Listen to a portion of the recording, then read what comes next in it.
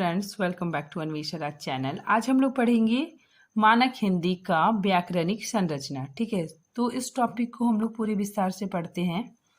ठीक है, चलिए पढ़ना स्टार्ट करते हैं। देखिए, मानक हिंदी से तात्पर्य खड़ी बोली से विकसित और नागरी लिपि में लिखी जाने वाली उस मानक भाषा से है जिसे उच्च हिंदी या प्रतिनिष्ठित हिंदी कहा जाता है। ठीक है, तो मानक हिंदी से तात्पर्य क्या है? खड़ी बोली से विकसित और नागरी लिपि में लिखी जाने वाली, ठीक है, उस मानक भाषा से है जिसे उच्च हिंदी या परिनिष्ठित हिंदी कहा जाता है। ठीक है, आगे देखिए, यही हिंदी भारत की राष्ट्रभाषा, राज्यभाषा और संपर्क भाषा है। ठीक है, आगे देखिए, यह शिक्षा, प्रशासन, वाणिज्य, समाचार पत्र, कला और संस्कृति के विभिन्न विधाओं के लिए संप्रेषण का माध्यम है। ठीक है, तो यही हिंदी शिक्षा, प्रशासन, ठीक है, समाचार पत्र, वाणिज्य तथा अन्य विधाओं के लिए संप्रेषण का माध्यम है। अब देखिए, मानक हिंदी की व्याकरणिक संरचनाएं। ठीक है, मानक मतलब क्या होता है? Standard language. ठीक है, व्याकरणिक संरचना मतलब व्याकरणिक मतलब क्या हो गया? भाषा को व्यवस्थित करने का आधार व्याकरण कहलाता है। ठीक है, तो भाषा को व्यवस्थित करने का आधार व्याकरण कहलाता है। ठीक है, देखिए, ऐसा नियम जो कि भाषाविदों द्वारा, ठीक है, उसको मान्यता मिली हुई हो, ठीक है, तो वे सभी में स्वीकृत हो। ठीक है, वो क्या हो? मतलब उसको मान्यता भी मिली हुई हो और वो स्वीकृत भी हो। ठीक है, तो वो क्या कहलाती है? मानक भाषा कहलाती है। आगे देखिए, किसी भी भाषा की विशेषताओं का अध्ययन 4 इकाइयों के स्तर पर किया जा सकता है। ठीक है, तो 4 इकाइयों के स्तर पर किया जाता है। कौन कौन? देखिए, ध्वनि संरचना, शब्द संरचना, पद संरचना और वाक्य संरचना। सबसे पहले हम लोग पढ़ते हैं ध्वनि संरचना। ठीक है, देखिए, ध्वनि संरचना के अंतर्गत स्वर व्यंजन आते हैं। ठीक है, देखिए, सबसे पहले स्वर क्या होता है? स्वर वे ध्वनियां हैं जिसके उच्चारण में वायु मुख से बिना किसी आरोध के बाहर निकल जाती है। ठीक है, तो स्वर क्या होता है कि जिसके उच्चारण में मतलब कोई भी आरोध नहीं होता है। ठीक है, मतलब कोई भी रुकावट नहीं होता है। ठीक है, तो वो स्वर होते हैं। ठीक है, आगे देखिए, हिंदी स्वरों का वर्गीकरण निम्नलिखित आधार पर किया जाता है। ठीक है, तो स्वरों का वर्गीकरण निम्नलिखित आधार पर किया गया है। ठीक है, कौन कौन? देखिए, पहला, जीभ की स्थिति के आधार पर।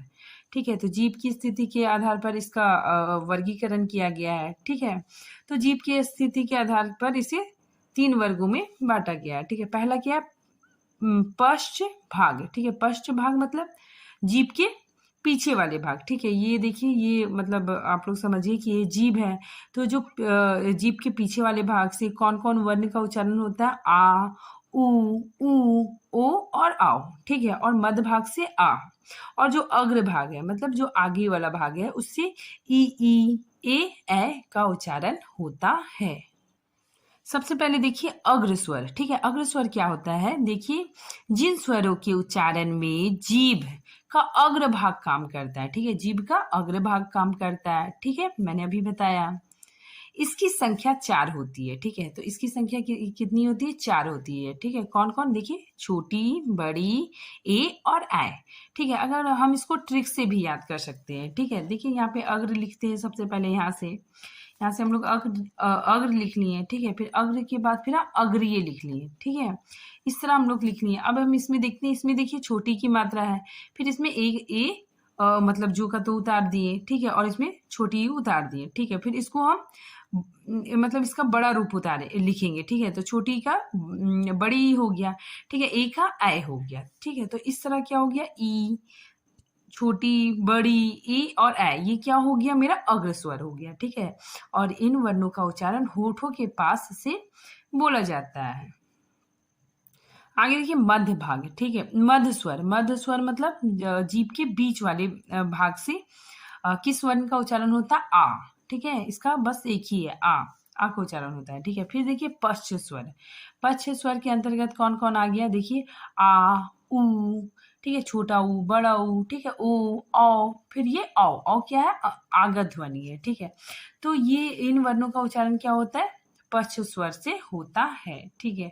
और जो पश्च स्वर होता है ये मतलब अंदर से बिल्कुल गले से ये ध्वनियां निकलती है, ठीक है। आगे देखिए मुख वीवर के आधार पर, ठीक है, मतलब मुख खुलने के आधार पर इसको 4 भागों में बांटा गया है, ठीक है। पहला क्या है, संवृत। संवृत मतलब क्लोज, ठीक है, मतलब जिन स्वरों के उच्चारण में मुख का द्वार लगभग बंद हो, ठीक है। तो मतलब जिन स्वरों का उच्चारण में मुख का द्वार क्या हो, बिल्कुल बंद हो, ठीक है। तो वो कौन कौन स्वर है, देखिए ई उ ऊ।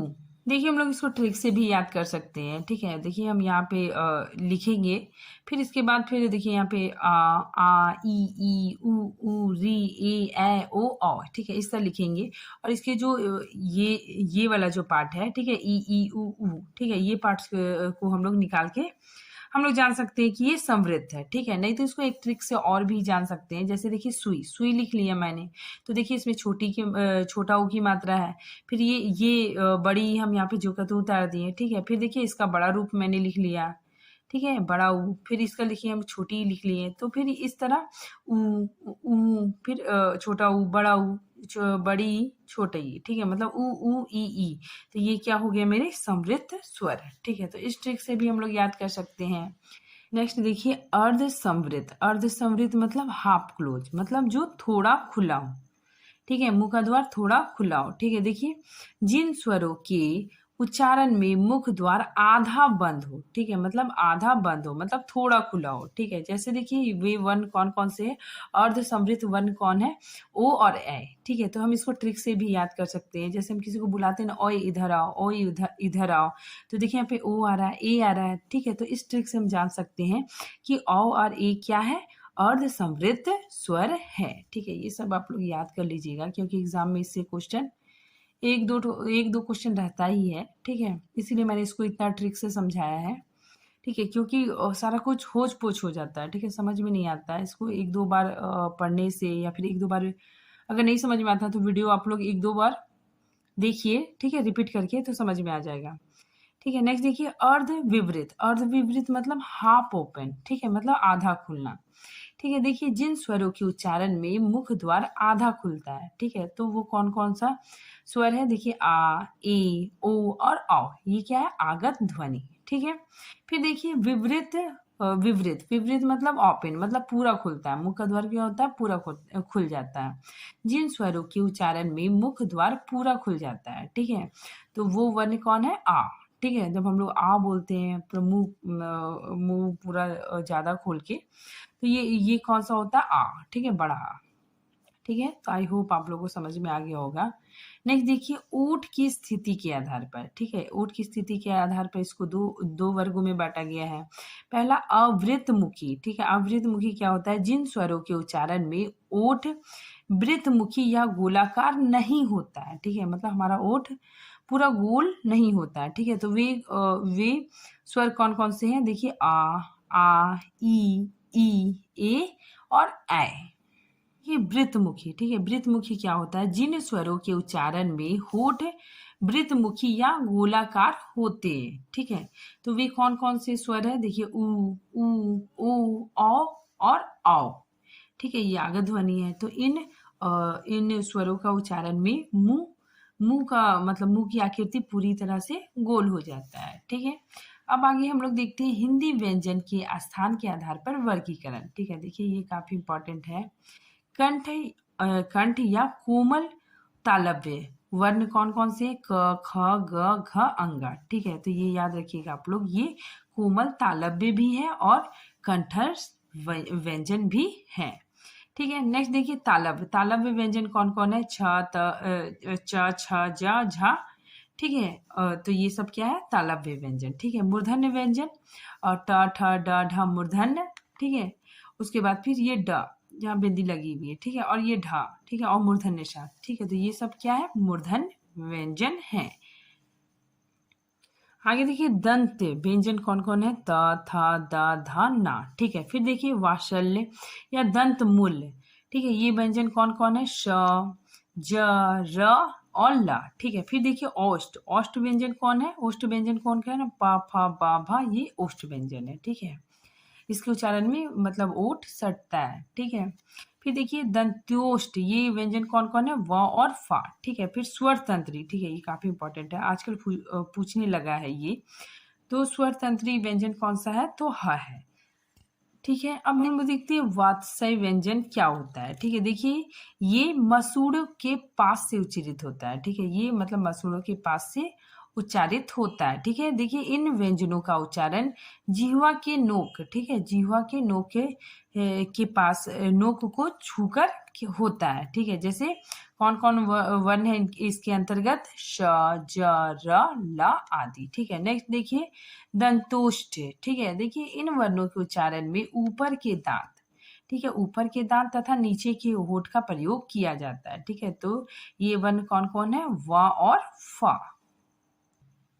अब हम लोग देखते हैं व्यंजन ध्वनियों को किस तरह बांटा गया है, ठीक है, ये काफी इंपॉर्टेंट है, इससे क्वेश्चन आता ही है। तो इसको आप लोग देख लीजिए। सबसे पहले देखिए क से लेके मा तक, ये क्या है, अस्पर्श व्यंजन, ठीक है। देखिए क वर्ग का उच्चारण कंठ से होता है, ठीक है। च वर्ग का उच्चारण तालु से होता है, ठीक है। तो जो च वर्ग है इसे अस्पर्श संघर्षी भी कहा जाता है, ठीक है। फिर देखिए ट वर्ग का उच्चारण मूर्धा से होता है, ठीक है। त वर्ग का उच्चारण दंत से होता है और प वर्ग का उच्चारण ओष्ठ से होता है, ठीक है। फिर देखिए अंतस्य व्यंजन य, र, ल, व क्या है, अंतस्य व्यंजन है, ठीक है। फिर देखिए उसमें यह संघर्षी व्यंजन, ठीक है, मतलब श, श, स, ह, इन वर्णों का उच्चारण करने से मुंह से मतलब गर्म हवा निकलती है, ठीक है। मतलब इन वर्णों का उच्चारण करने में वायु क्या होता है, घर्षण के साथ बाहर निकलता है, ठीक है। इसीलिए इसे उष्ण व्यंजन या फिर संघर्षी व्यंजन कहा जाता है, ठीक है। तो ये काफी इंपॉर्टेंट है। फिर देखिए संयुक्त व्यंजन 4 है, ठीक है। कौन कौन, छ, त्र, ज्ञ और श्र, ठीक है। फिर देखिए अर्धस्वर कौन कौन है, य और वा, ठीक है, काफी इंपॉर्टेंट है। अर्धस्वर कौन कौन है, य और वा, ठीक है। फिर नेक्स्ट देखिए लुंठित या प्रकम्बित व्यंजन, ठीक है। लुंठित या प्रकम्पित व्यंजन कौन सा है, र, ठीक है। नेक्स्ट देखिए पार्श्विक व्यंजन कौन सा, ला, ठीक है। देखिए ला का जब हम उच्चारण करते हैं तो इसके उच्चारण में वायु जीभ के पास से निकलती है, ठीक है। मतलब जीभ के पास से हवा निकलती हुई ला का उच्चारण होता है, ठीक है। पार्श्विक मतलब क्या होता है, पीछे से, ठीक है ना। इसको हम ट्रिक से भी याद कर सकते हैं। जैसे देखिए लता मंगेशकर जो गायिका थी वो क्या थी, पार्श्विक गायिका थी, मतलब जो स्टेज के पीछे गाता है, ठीक है। तो पार्श्विक का मतलब भी पीछे से होता है, ठीक है। तो इसका ये पार्श्विक व्यंजन कौन सा है, ल, ठीक है। लता मंगेशकर पीछे से मतलब पार्श्विक गायिका थी। तो इस ट्रिक से हम लोग याद कर सकते हैं कि पार्श्विक ला व्यंजन होता है। फिर देखिए अनुनासिक व्यंजन या फिर नासिक व्यंजन कौन कौन है, देखिए अंगा, इया, मूर्धन्य, न, म, ठीक है। तो ये पांचों क्या है, नासिक व्यंजन है, ठीक है। फिर देखिए संयुक्त व्यंजन 4 है, ठीक है। अगर छा को कैसे लिखा जाता है, आधा का प्लस श, ठीक है। फिर त्र कैसे बना है, आधा ता प्लस रा, ठीक है। फिर देखिए ज्ञा कैसे बना है, जा, ठीक है, आधा जा प्लस इया, ठीक है। और श्रा कैसे बना है, तालब्य शा, आधा है, ठीक है, प्लस रा, ठीक है। इन दोनों के मिलने से श्रा बना है, ठीक है। तो ये क्या है, संयुक्त व्यंजन से बना हुआ है, ठीक है, इसीलिए इसका नाम संयुक्त व्यंजन है। आगे देखिए स्वर तंत्रियों के कंपन के आधार पर, ठीक है, इसको 2 भागों में बांटा गया है। स्वर तंत्रियों के कंपन के आधार पर 2 भागों में बांटा गया है। कौन कौन, सघोष और अघोष, ठीक है। ये काफी इंपॉर्टेंट है, सघोष और अघोष से तो क्वेश्चन आता ही एग्जाम में, ठीक है। देखिए अघोष क्या होते हैं, ऐसे वर्ण या अक्षर जिसका उच्चारण करते समय स्वर तंत्र, ठीक है। स्वर तंत्र मतलब क्या होता है कि जहां से आवाज निकलती है, ठीक है। तो स्वर तंत्र में कंपन ना हो, ठीक है, हिलाव डुलाव क्रिया प्रतिक्रिया ना हो, ठीक है। तो ऐसे वर्ण को अघोष वर्ण कहते हैं, ठीक है। देखिए पहला वर्ण और दूसरा वर्ण ये क्या है, अघोष व्यंजन है, ठीक है। देखिए क, ख, च, छ, ट, ठ, त, थ, प, फ, ठीक है। तो ये पहला वर्ण और दूसरा वर्ण ये क्या है, अघोष है, ठीक है। इन वर्णों के उच्चारण में स्वर तंत्र में कंपन नहीं होती है। अब देखिए आघोष में कौन कौन आ जाएगा, पहला वर्ण और दूसरा वर्ण, ठीक है, प्लस तालव्य सा, मूर्धन्य सा, दंत सा, ठीक है, तीनों सा आ जाएंगे आघोष के अंदर। ठीक है, अब देखिए सघोष। सघोष क्या होता है? सघोष या घोष, ठीक है, दोनों दोनों मतलब एक ही चीज है। देखिए सघोष मतलब सा का मतलब होता है सात, घोष मतलब आवाज, ठीक है, या नाद। ठीक है, इसकी परिभाषा देखिए, ऐसे वर्ण जिन वर्णों के उच्चारण में स्वर तंत्र में कंपन होता हो। ठीक है, मतलब इसमें मतलब स्वर तंत्र में कंपन होता हो। ठीक है, हिलाव डुलाव क्रिया प्रतिक्रिया होता हो, उसे सघोष व्यंजन कहते हैं। इसमें देखिए तीसरा वर्ण, चौथा वर्ण और पांचवा वर्ण सघोष के अंतर्गत आ जाएगा। ठीक है, देखिए सघोष या घोष के अंतर्गत क्या आएगा? तीसरा, चौथा, पांचवा वर्ण और य र ल व, ठीक है, ये सब भी आ जाएंगे, हा भी आ जाएगा और पूरा स्वर आ जाएगा। ठीक है, फिर देखिए श्वास की मात्रा के आधार पर इसका वर्गीकरण किया गया है। तो श्वास की मात्रा के आधार पर अल्प प्राण और महाप्राण। ठीक है, देखिए अल्प प्राण और महाप्राण भी काफी इंपॉर्टेंट है, आप लोग देख लीजिए। अल्प प्राण, अल्प मतलब क्या होता है? कम, प्राण मतलब प्राणवायु। ठीक है, तो अल्प प्राण के बारे में हम लोग देखते हैं, इसकी परिभाषा देखते हैं। वे वर्ण जिसका उच्चारण करते समय मुंह से कम हवा निकलती हो, मुंह से क्या निकलती हो? कम हवा निकलती हो, उन्हें अल्प प्राण वर्ण कहते हैं। ठीक है, देखिए कौन कौन? पहला वर्ण, तीसरा वर्ण और पांचवा वर्ण, ये क्या है? अल्प प्राण है। ठीक है, जैसे देखिए हम लोग बोलते हैं क, ग, अंगा, तो कितना इजीली बोल लेते हैं। ठीक है, तो इसमें मुंह से वायु बहुत कम मात्रा में निकलती है। ठीक है, तो ये क्या है? अल्प प्राण है। ठीक है, देखिए अल्प प्राण में पहला वर्ण, तीसरा वर्ण, पांचवा वर्ण और य र ल व आ जाएगा और सभी स्वर आ जाएंगे। ठीक है, आ से लेके ओ तक सभी स्वर अल्प प्राण के अंतर्गत आ जाएंगे। अब देखिए महाप्राण। ठीक है, महा का मतलब क्या होता है? ज्यादा, प्राण का मतलब प्राणवायु। ठीक है, देखिए इसकी परिभाषा, जिन वर्णों के उच्चारण में मुख से अधिक हवा निकलती हो। ठीक है, मुख से अधिक हवा निकलती है, उसे महाप्राण कहते हैं।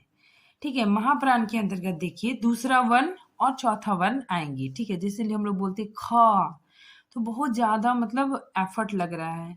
ठीक है, तो इसमें मुंह से ज्यादा हवा निकल रहा है। ठीक है, अधिक मात्रा में हवा निकल रही है, तो ये क्या हो जाएगा? महाप्राण। ठीक है, तो दूसरा वर्ण और चौथा वर्ण क्या होते हैं? महाप्राण होते हैं। ठीक है, देखिए दूसरा वर्ण और चौथा वर्ण और सारे ऊष्मी व्यंजन, ठीक है, श श श ह, ये सारे महाप्राण के अंतर्गत आ जाएंगे। ठीक है, अब देखिए शब्द संरचना। ठीक है, शब्द संरचना को हम देखते हैं तो इसको दो भागों में बांटा जाता है, निर्माण दृष्टि से और श्रोता की दृष्टि से। ठीक है, तो निर्माण दृष्टि से तीन है। ठीक है, तो देखिए कौन कौन है? रूढ़ शब्द, यौगिक शब्द और योगरूढ़ शब्द। देखिए रूढ़ शब्द क्या होते हैं? ये वे शब्द हैं जिसके खंड करने पर उसका कुछ अर्थ नहीं निकलता है। ठीक है, मतलब रूढ़ शब्द वे होते हैं जिसको खंड करने पे कोई भी अर्थ नहीं निकलता है, वे रूढ़ शब्द होते हैं। ठीक है, देखिए रूढ़ शब्दों को मूल शब्द भी कहा जाता है। ठीक है, जैसे एग्जाम्पल देखिए, नाक, हाथ, कान, फल, जल। ठीक है, देखिए अगर हम इसको तोड़ेंगे, फल लिखा मैंने फ प्लस ला, तो फ का भी कोई अर्थ नहीं निकल रहा है, ला का भी अर्थ नहीं निकल रहा है, तो ये क्या है? रूढ़ शब्द है। ठीक है, फिर देखिए यौगिक शब्द। यौगिक शब्द क्या होते हैं? ऐसे शब्द जो किन्हीं दो सार्थक शब्दों के मेल से बने हों। ठीक है, तो ये दो सार्थक शब्दों के मेल से बने हैं। ठीक है, वे यौगिक शब्द होते हैं।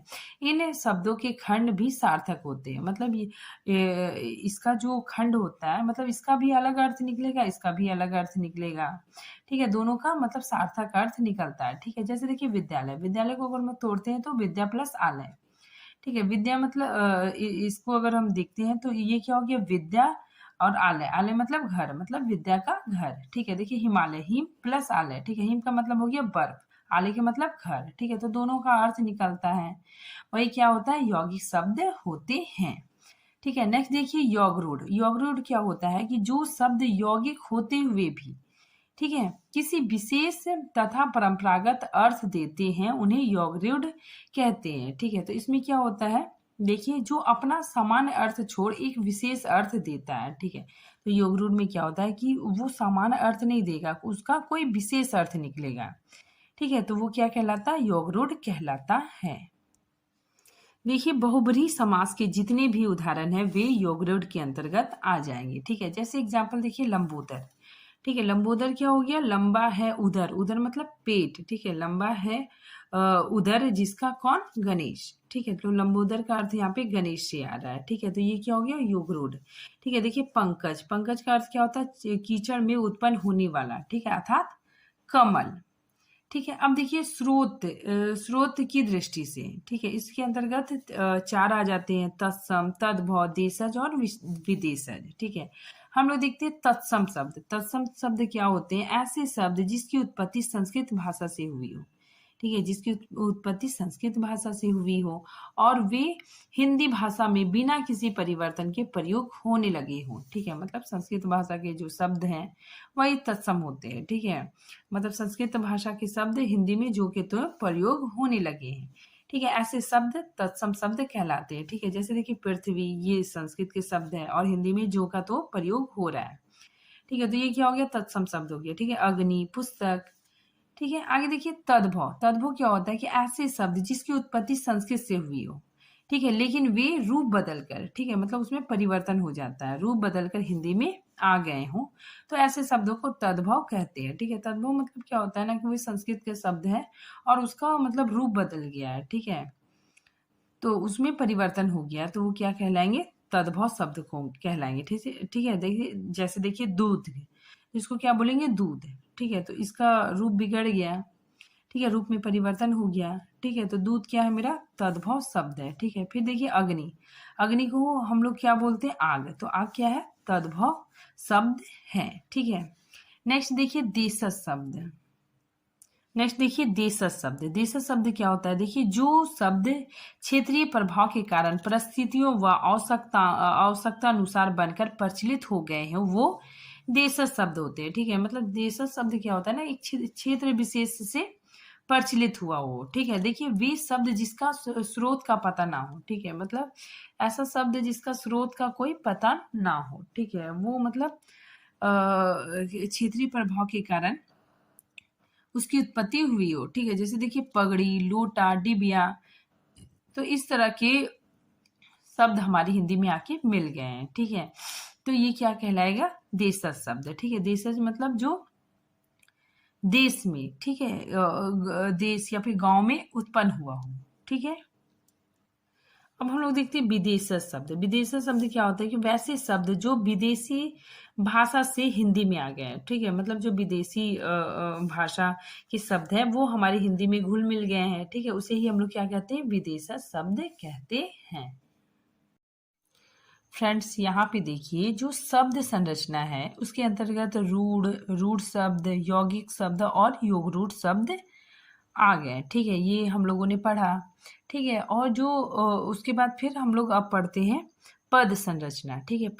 पद संरचना के अंतर्गत देखिए विकारी और अविकारी आते हैं, ठीक है। देखिए पद संरचना, ठीक है, प्रयोग के आधार पर शब्द के भेद, ठीक है, एक विकारी और दूसरा अविकारी, ठीक है। विकारी क्या होता है, जो शब्द लिंग, वचन, कारक और काल के प्रभाव से परिवर्तित होता है उसे विकारी शब्द कहते हैं, ठीक है। मतलब विकारी मतलब क्या होता है, जो लिंग, वचन, कारक के आधार पे चेंज होता है, ठीक है। जैसे देखिए लड़का, लड़का को हम लोग चेंज कर सकते हैं लिंग के आधार पर, ठीक है, ये लड़की हो गया, ठीक है, लड़के हो गया, तो इसमें लिंग, वचन, कारक के आधार पे परिवर्तन होता है, तो उसे क्या कहते हैं, विकारी शब्द, ठीक है। फिर देखिए अविकारी शब्द क्या होता है, जो शब्द लिंग, वचन, कारक और काल के प्रभाव से परिवर्तन नहीं होता है, ठीक है। अविकारी मतलब ये होता है कि जिसमें कोई भी बदलाव ना हो, ठीक है, वो अविकारी कहलाते हैं, ठीक है। जैसे इसका एग्जाम्पल देखिए यथा, धीरे धीरे, इधर, ठीक है, जैसे लड़का धीरे धीरे चलता है, ठीक है, अगर हम उसको चेंज करते हैं लड़की धीरे धीरे चलती है, तो धीरे धीरे में कोई भी परिवर्तन नहीं होता, नहीं हो रहा है, ठीक है। तो ये क्या है, अविकारी शब्द है, ठीक है। देखिए विकारी के चार भेद होते हैं, संज्ञा, सर्वनाम, विशेषण और क्रिया। सबसे पहले हम लोग पढ़ते हैं संज्ञा, ठीक है। संज्ञा की परिभाषा देखिए, किसी व्यक्ति, वस्तु, स्थान या भाव के नाम को संज्ञा कहते हैं, ठीक है। जैसे राम, आगरा, पंखा, ईमानदारी, अच्छाई, ठीक है, तो ये सारे क्या है, संज्ञा है, ठीक है। अब देखिए संज्ञा के भेद, अगर क्वेश्चन आता है कि संज्ञा के मुख्य भेद कितने हैं, तो 3 है, ठीक है, व्यक्तिवाचक, जातिवाचक और भाववाचक, ठीक है। लेकिन हमारी जो मानक हिंदी है, ठीक है, तो उसमें 5 संज्ञा के 5 भेद बताए गए हैं। ठीक है, तो देखिए संज्ञा के 5 भेद होते हैं, व्यक्तिवाचक, जातिवाचक, भाववाचक, समूहवाचक और द्रव्यवाचक। ठीक है, देखिए जातिवाचक के अंतर्गत ही समूहवाचक और द्रव्यवाचक आते हैं। ठीक है, अब देखिए हम लोग सबका थोड़ा सा डिटेल से थोड़ा सा पढ़ते हैं। ठीक है, इसके भेदों को। सबसे पहले व्यक्तिवाचक। व्यक्तिवाचक क्या होता है? जो शब्द किसी विशेष व्यक्ति, ठीक है, विशेष वस्तु, विशेष स्थान या विशेष प्राणी के नाम का बोध कराते हैं उसे व्यक्तिवाचक संज्ञा कहते हैं। ठीक है, देखिए जैसे देखिए राम। राम जब हम बोल रहे हैं तो एकदम विशेष व्यक्ति को बोल रहे हैं, मतलब एग्जैक्ट राम को ही बोल रहे हैं। ठीक है, तो ये क्या हो जाएगा? व्यक्तिवाचक संज्ञा। ठीक है, जैसे दिल्ली, मैंने जब दिल्ली बोला तो विशेष किसी मतलब विशेष स्थान का नाम बता रहे हैं, मतलब एग्जैक्ट बता रहे हैं कि दिल्ली, तो दिल्ली क्या हो जाएगा? व्यक्तिवाचक संज्ञा हो जाएगा। ठीक है, जैसे देखिए हिमालय। हिमालय भी मैंने बोला, तो ये क्या हो जाएगा? व्यक्तिवाचक संज्ञा हो जाएगा। देखिए जातिवाचक संज्ञा। ठीक है, जो शब्द किसी प्राणी, पदार्थ या समुदाय की पूरी जाति का बोध कराए उसे जातिवाचक संज्ञा कहते हैं। ठीक है, तो इसमें क्या होता है? पूरी जाति का बोध होता है। ठीक है, जैसे देखिए आदमी। आदमी कहने से क्या होता है कि पूरे आदमी जाति का बोध हो रहा है। ठीक है, अगर हम आदमी बोलेंगे तो कोई भी इंसान कंफ्यूज कर जाएगा। ठीक है, क्योंकि आदमी क्या है? पूरी जाति का बोध करा रहा है। ठीक है, अगर हम राम बोलेंगे तो एकदम एग्जैक्ट राम को हम बोल रहे हैं, तो ये क्या हो जाएगा? राम व्यक्तिवाचक हो जाएगा। ठीक है, लेकिन आदमी बोल रहे हैं तो ये पूरी जाति का बोध कर रहा है, तो ये क्या हो जाएगा? जातिवाचक संज्ञा हो जाएगा। ठीक है, फिर देखिए नदी। नदी कहने से भी मतलब पूरी जाति का बोध हो रहा है, तो ये क्या हो जाएगा? जातिवाचक संज्ञा। ठीक है, फिर नेक्स्ट देखिए समूहवाचक संज्ञा। जिन शब्दों से वस्तुओं अथवा प्राणियों के समूह या समुदाय का बोध हो। ठीक है, तो इसमें क्या होता है? समूह या समुदाय का बोध होता है, उसे समूहवाचक संज्ञा कहते हैं। ठीक है, जैसे देखिए गुच्छा, सेना, ठीक है, झुंड, दल, तो इससे पूरे समूह के बारे में पता चल रहा है, तो ये क्या हो जाएगा? समूहवाचक। ठीक है, फिर नेक्स्ट देखिए द्रव्यवाचक या पदार्थवाचक। ठीक है, तो द्रव्यवाचक संज्ञा क्या है? कि जिस संज्ञा शब्द से किसी ऐसे पदार्थ या द्रव्य का बोध हो जिसे हम नाप तौल सकते हैं। ठीक है, तो जिसे हम क्या कर सकते हैं? नाप तौल सकते हैं, और जिससे द्रव्य का बोध पता चलता हो। ठीक है, और जिसको हम लोग नाप तौल सकते हो लेकिन उसको गिन नहीं सकते हैं। ठीक है, उसे द्रव्यवाचक संज्ञा कहते हैं। ठीक है, जैसे देखिए सोना, चांदी, दूध, तेल, पानी, ये सब क्या है? द्रव्यवाचक संज्ञा है। ठीक है, फिर देखिए भाववाचक संज्ञा क्या है? कि जिन संज्ञा शब्दों से किसी व्यक्ति अथवा वस्तु के गुण, ठीक है, तो इसमें गुण, दोष, शील, स्वभाव, अवस्था, भाव आदि का बोध हो उसे भाववाचक संज्ञा कहते हैं। ठीक है, जैसे बचपन, ठीक है, मिठास, घृणा, क्रोध, लंबाई। ठीक है, तो ये सारी भाववाचक संज्ञा के उदाहरण है। अब हम लोग देखेंगे सर्वनाम। ठीक है, सर्वनाम को अगर हम लोग तोड़ते हैं तो सर्व प्लस नाम। ठीक है, सर्वनाम का शाब्दिक अर्थ क्या होता है? सबका नाम। ठीक है, इसकी परिभाषा देखिए। संज्ञा के स्थान पर प्रयुक्त होने वाले शब्द सर्वनाम कहलाते हैं। ठीक है, देखिए सर्वनाम संज्ञा की पुनरुक्ति को रोककर वाक्यों को सौंदर्यपूर्ण बनाता है। ठीक है, तो सर्वनाम का क्या काम होता है कि मान लीजिए कोई सेंटेंस है, हम उस सेंटेंस में बार बार जैसे बोलेंगे राम जाता है, राम खाता है, ठीक है, राम घूमने जाता है, तो हम बार बार राम राम बोलेंगे तो अच्छा नहीं लगेगा। ठीक है, जैसे हम बोलेंगे राम जाता है, फिर वह बाजार गया। ठीक है, तो इस तरह हम प्रयोग करते हैं तो वाक्य की सौंदर्यता बनी रहती है। ठीक है, तो सर्वनाम क्या कहता है? संज्ञा की पुनरुक्ति को रोककर वाक्य को सौंदर्यपूर्ण बनाता है। अब देखिए हिंदी में सर्वनाम की संख्या 11 होती है। ठीक है, देखिए हिंदी में सर्वनामों की संख्या कितनी होती है? 11 होती है। कौन कौन? देखिए मैं, तू, आप, यह, वह, जो, सो, कोई, कुछ, कौन और क्या। ठीक है, अब देखिए हम लोग देखते हैं सर्वनाम की भेद। सर्वनाम के कुल 6 भेद होते हैं। ठीक है, सबसे पहले पुरुषवाचक सर्वनाम। पुरुषवाचक सर्वनाम क्या होता है? इसमें वक्ता, श्रोता तथा अन्य जिसके संबंध में बात हो, पुरुष या स्त्री का बोध कराने वाले सर्वनाम पुरुषवाचक सर्वनाम कहलाते हैं। ठीक है, और पुरुषवाचक सर्वनाम के 3 भेद होते हैं। देखिए पुरुषवाचक सर्वनाम के 3 भेद होते हैं। ठीक है, सबसे पहले उत्तम पुरुष, ठीक है, उसके बाद मध्यम पुरुष, फिर अन्य पुरुष। ठीक है, उत्तम पुरुष क्या होता है? जो बोल रहा है। ठीक है, जैसे मैं, ठीक है, मैं क्या है उत्तम पुरुष, ठीक है। फिर देखिए मध्यम पुरुष जो सुन रहा है, ठीक है, जैसे तुम और आप, ये क्या हो गया मध्यम पुरुष, ठीक है। फिर देखिए अन्य पुरुष कौन हो गया, जिसके विषय में बात हो रही है, ठीक है, जैसे वह, यह, ये, वो, तो ये क्या हो जाएगा अन्य पुरुष हो जाएगा, ठीक है। अब हम लोग देखते हैं निश्चयवाचक सर्वनाम।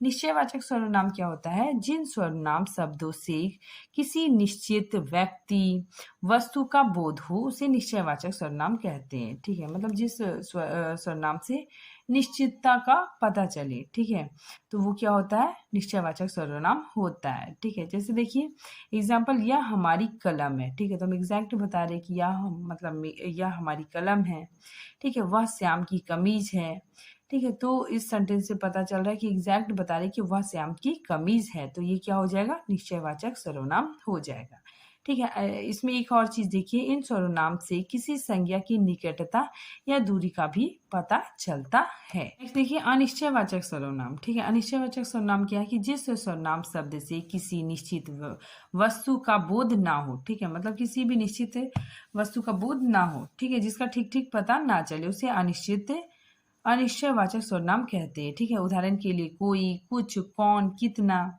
ठीक है। जैसे देखिए कोई आया है, ठीक है, तो एग्जैक्ट पता नहीं चल रहा है कि कोई कौन आया है, ठीक है, बस बोल दिया कोई आया है, तो इस सेंटेंस से हमें अनिश्चितता का पता चल रहा है, तो ये क्या हो जाएगा अनिश्चयवाचक सर्वनाम, ठीक है। फिर देखिए प्रश्नवाचक सर्वनाम।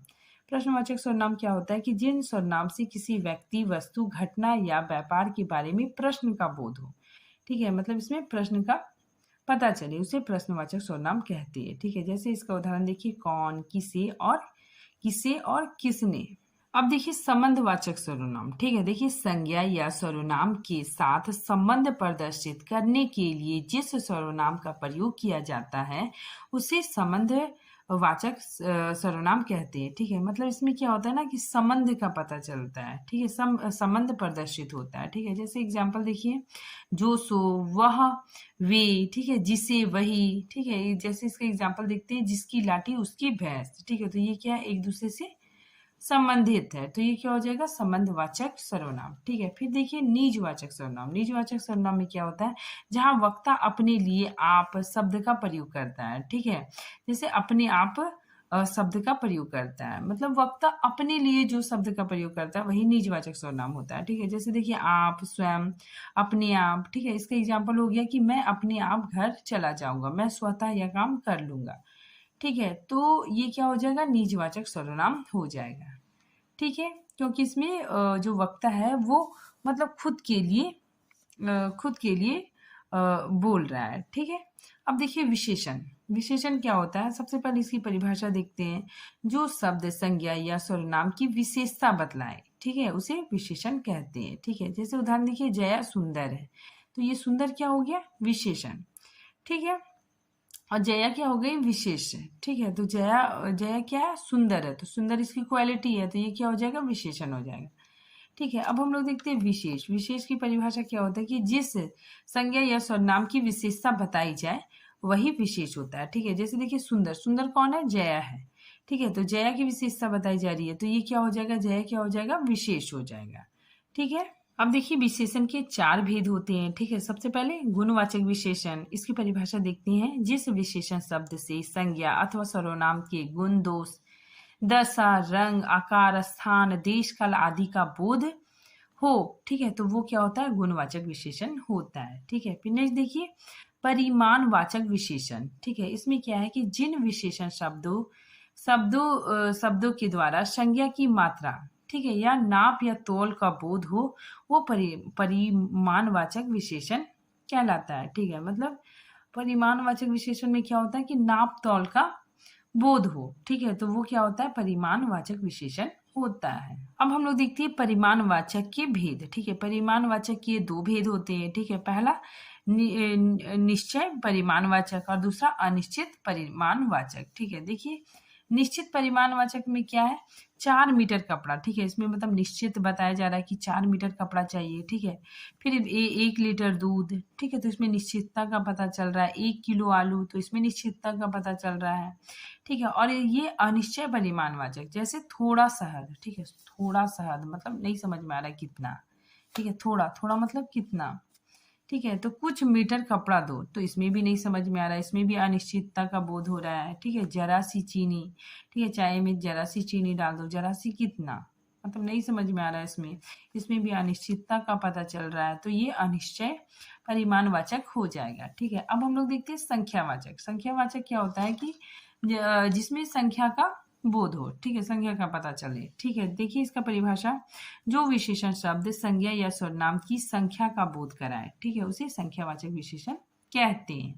ठीक है, देखिए इसके भी दो भेद होते हैं, एक हो गया निश्चित संख्यावाचक और अनिश्चित संख्यावाचक। ठीक है, देखिए 4 औरतें, तो इसमें निश्चय बताया जा रहा है कि 4 औरत ही है। ठीक है, 2 लड़की, तो ये क्या हो जा रहा है, इसको काउंट भी किया जा रहा है। ठीक है, इससे संख्या का पता चल रहा है, तो ये क्या हो जाएगा, निश्चित संख्यावाचक। ठीक है, अब देखिए अनिश्चित संख्यावाचक क्या होता है, जैसे कुछ औरतें, ठीक है, तो इसमें मतलब पता नहीं चल रहा है, कुछ कुछ मतलब कितना नहीं पता चल रहा है। कम रुपए, इसमें भी नहीं पता चल रहा है कितना रुपए। ठीक है ना, कुछ व्यक्ति घूम रहे हैं, इसमें भी नहीं पता चल रहा है, तो इसमें भी अनिश्चितता का बोध हो रहा है, तो ये अनिश्चयवाचक सर्वनाम हो जाएगा। ठीक है, आगे देखिए सर्वनामिक विशेषण। सर्वनामिक विशेषण क्या है कि जो सर्वनाम शब्द संज्ञा के पहले आकर, ठीक है, मतलब ये क्या होता है, संज्ञा के पहले आकर उसकी विशेषता बताए, तो उन्हें सर्वनामिक विशेषण कहते हैं। सर्वनामिक विशेषण के बारे में हम लोग थोड़ा सा और पढ़ते हैं कि जो सर्वनाम विशेषण के रूप में प्रयुक्त होते हैं, ठीक है, मतलब जो सर्वनाम विशेषण की तरह प्रयुक्त होने लगते हैं, वे सर्वनामिक विशेषण कहलाते हैं। ठीक है, एग्जाम्पल देखिए, वह घर मेरा है। ठीक है, तो ये घर क्या संज्ञा है। ठीक है, तो ये और ये जो या है, ठीक है, तो ये संज्ञा से पहले आ रहा है। ठीक है, और ये क्या हो रहा है, ये मतलब विशेषण के जैसा प्रतीत हो रहा है। ठीक है, ये सर्वनाम विशेषण के जैसा प्रयुक्त हो रहा है, तो ये क्या हो जाएगा, सर्वनामिक विशेषण। ठीक है, देखिए वह साइकिल तुम्हारी है, तो साइकिल भी क्या है, संज्ञा है। ठीक है, संज्ञा के पहले आ रहा है, वह क्या हो, वह विशेषण के जैसा प्रयुक्त हो रहा है, तो ये क्या हो जाएगा, सर्वनामिक विशेषण। ठीक है, फिर देखिए सर्वनामिक विशेषण को संकेतवाचक विशेषण भी कहते हैं। ठीक है, तो इसमें आप लोग याद रखिएगा, जो सर्वनामिक विशेषण होता है वो संज्ञा से पहले आता है। ठीक है, अब देखिए क्रिया, अब हम लोग पढ़ते हैं क्रिया। ठीक है, क्रिया क्या होता है, जिस शब्द से किसी कार्य के होने या करने का पता चले उसे क्रिया कहते हैं। ठीक है, जैसे खाना पीना, चलना, हंसना, ये सब क्या है, क्रिया है। ठीक है, देखिए धातु, क्रिया के मूल रूप को धातु कहते हैं। ठीक है, जैसे पढ़, चल, उठ, बैठ, ये सब क्या है, धातु रूप है। ठीक है, धातु के आगे ना जोड़ने से क्रिया का सामान्य रूप बन जाता है। ठीक है, अगर धातु के आगे जैसे पढ़ लिखा है, अगर हम इसमें ना जोड़ देंगे तो ये क्या हो जाएगा, सामान्य रूप बन जाएगा। ठीक है, अब देखिए हिंदी में क्रिया के रूप लिंग, वचन और पुरुष के अनुसार बदलते रहते हैं। ठीक है, अब देखते हैं हम लोग क्रिया के भेद। रचना के आधार पर क्रिया के दो भेद होते हैं। ठीक है, अकर्मक क्रिया और सकर्मक क्रिया। अब देखिए सकर्मक क्रिया, ठीक है, जिस क्रिया का फल कर्ता पर ना पड़कर, ठीक है, कर्ता पे ना पढ़ के उसके कर्म पे पड़े, ठीक है, वही सकर्मक क्रिया होती है। ठीक है, मतलब जिस क्रिया में कर्म प्रधान होता है, ठीक है, मतलब जिस क्रिया में कर्म होता है वही सकर्मक क्रिया होती है। ठीक है, एग्जाम्पल देखिए, राम पत्र पढ़ता है, तो राम क्या पढ़ता है, पत्र पढ़ता है, तो इसमें कर्म आ रहा है, तो ये क्या हो जाएगा, सकर्मक क्रिया हो जाएगा। ठीक है, आगे एग्जाम्पल देखिए, नीलम आम खाती है। ठीक है, तो नीलम क्या कर रही है, आम खा रही है। ठीक है, तो ये जो क्रिया का असर किस पे पड़ रहा है, आम पे पड़ रहा है। अब आम खा रही है तो आम खत्म भी होगा, तो इसके काम करने का असर किस पे पड़ रहा है, कर्म पे पड़ रहा है। ठीक है, तो ये क्या हो जाएगा, सकर्मक क्रिया। ठीक है, अब देखिए अकर्मक क्रिया। अकर्मक क्रिया क्या होता है, जिस क्रिया का फल कर्ता पर पड़ता है। ठीक है, मतलब जिस क्रिया का फल किस पे पड़ता है, कर्ता पे पड़ता है, उसे आकर्मक क्रिया कहते हैं। ठीक है, और इस वाक्य में कर्म नहीं होता है। ठीक है, जैसे देखिए पूजा हंसती है। ठीक है, तो पूजा क्या कर रही है, हंस रही है, तो हंसने का प्रभाव किस पे पड़ रहा है, पूजा पे पड़ रहा है। ठीक है, तो ये क्या हो जाएगा, अकर्मक क्रिया हो जाएगा। ठीक है, फिर रमा सोती है, तो इसमें भी रमा सोती है, तो सोना भी क्या हो जाएगा, अकर्मक क्रिया हो जाएगा। ठीक है, सोने का प्रभाव किससे पड़ेगा, रमा पे पड़ेगा। ठीक है, क्योंकि रमा सो रही है, उसे रिलैक्स फील होगा। ठीक है, तो ये क्या हो जाएगा, अकर्मक क्रिया हो जाएगा। अब हम लोग देखते हैं अर्थ की दृष्टि से क्रिया के भेद। ठीक है, अब अर्थ की दृष्टि से क्रिया के कौन कौन भेद होते हैं। सबसे पहले सामान्य क्रिया। ठीक है, सामान्य क्रिया क्या होता है कि जब किसी वाक्य में केवल एक ही क्रिया का प्रयोग किया जाता है, ठीक है, वह सामान्य क्रिया होता है। ठीक है, मतलब जिसमें से मतलब जो साधारण वाक्य हो। ठीक है, मतलब बिल्कुल सामान्य क्रिया हो। ठीक है, बिल्कुल साधारण वाक्य हो, वो क्या होता है, सामान्य क्रिया होती है, ठीक है। जैसे देखिए राम बाजार गया, ठीक है, तो ये क्या है एकदम इसमें एक क्रिया है और वाक्य क्या है एकदम साधारण वाक्य है, तो ये क्या हो जाएगा सामान्य क्रिया। देखिए संयुक्त क्रिया, ठीक है, जहां दो या दो से अधिक क्रियाओं का एक साथ प्रयोग होता है वहां संयुक्त क्रिया होता है, ठीक है। मतलब इसमें क्या है कि दो क्रियाएं एक साथ प्रयुक्त होती है, ठीक है। जैसे देखिए घोड़ा चल पड़ा, ठीक है, तो चलना भी एक क्रिया है और पढ़ना भी एक क्रिया है, ठीक है। तो इस प्रकार हम लोग देखते हैं कि दो क्रियाएं एक साथ आ रही है, तो ये क्या हो जाएगा संयुक्त क्रिया, ठीक है। इसमें दो क्रिया दिख रहा है, ठीक है, और एक मूल क्रिया भी होता है, ठीक है। जैसे इसका एग्जांपल देखिए राम विद्यालय से लौट आया, ठीक है, तो लौटना भी एक क्रिया है, ठीक है, आना भी एक क्रिया है। तो क्या हो रहा है कि दो क्रियाएं एक साथ आ रही है और ये जो लौटना है ये क्या है मुख्य क्रिया है, ठीक है। तो ये क्या हो जाएगा संयुक्त क्रिया, ठीक है। यहाँ पे देखिए जब दो क्रियाएं मिलकर एक पूर्ण क्रिया का बोध कराती है उसे संयुक्त क्रिया कहते हैं, ठीक है।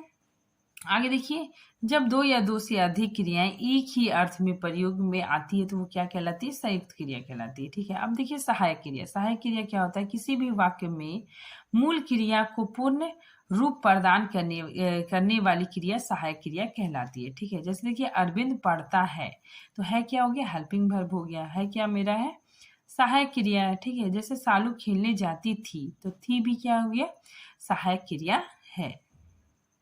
अब देखिए पूर्वकालिक क्रिया, ठीक है। पूर्वकालिक क्रिया क्या होता है कि जब कोई एक काम समाप्त करके तुरंत दूसरा